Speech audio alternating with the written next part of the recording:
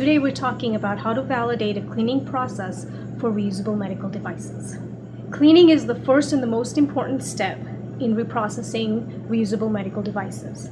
If the devices are not cleaned adequately, it can inhibit or interfere with disinfection and/or sterilization, which in turn can cause disease transmission from patient to patient, from environmental to patient, or can also perform inadequate device performance and sterilization. There are certain processes that you have to follow for the validation.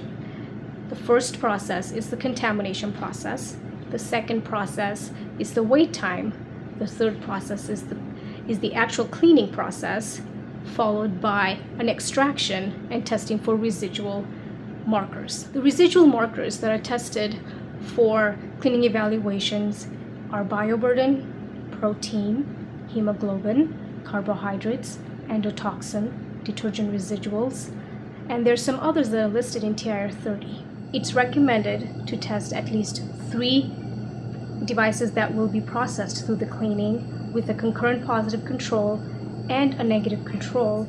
The positive control is a device that does not go through the cleaning process but is contaminated, and the negative control is a device that is not contaminated and is not processed, which in turn gives you a baseline of what the device has come in for the testing.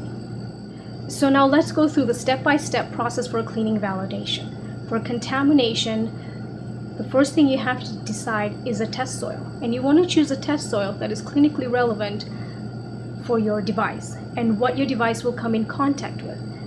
Things that devices usually come in contact with in a clinical setting is blood, mucus, tissue.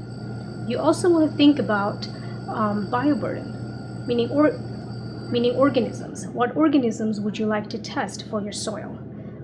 It is recommended to test a gram-positive, a gram-negative, and a spore. Now you don't have to test all 3 at once. It's recommended to test what is relevant for your device. It is also recommended to look into what markers, residual markers for cleaning you would like to test. There is protein, hemoglobin, carbohydrates, total organic carbon, which is known as TOC. These things are also bioload reduction that can be analyzed and should be tested after the cleaning process.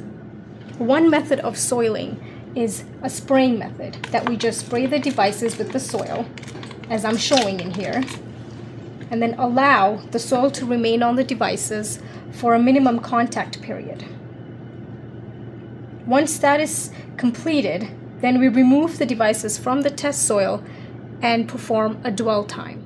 After the devices are contaminated, like they would be in the surgery, they are then removed and placed in a different pan and covered with a towel to simulate wait time between contamination and cleaning. The devices are then extracted and tested for bioburden residuals. After the contamination is performed, the cleaning instructions are performed per manufacturer's instructions. After the cleaning portion of the study is completed, a visual inspection is performed on the device.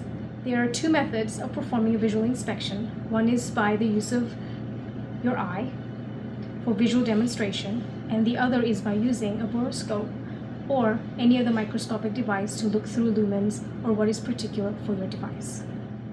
After the visual inspection is performed, the devices are extracted, and the extract is tested for bioburden, protein, hemoglobin, carbohydrates, endotoxin, total organic carbon, and other residuals as specified in TIR 30. I would like to re-emphasize again how important cleaning processes are. It's one of the most important and the most critical step in reprocessing medical reusable devices. If the cleaning process is not performed effectively, it can interfere with disinfection and/or sterilization, in which it can cause disease transmission from patient to patient, from environment to patient, and can also cause inadequate device performance. I want to emphasize that before considering any other test, perform cleaning evaluations first and then follow through with the rest of the tests.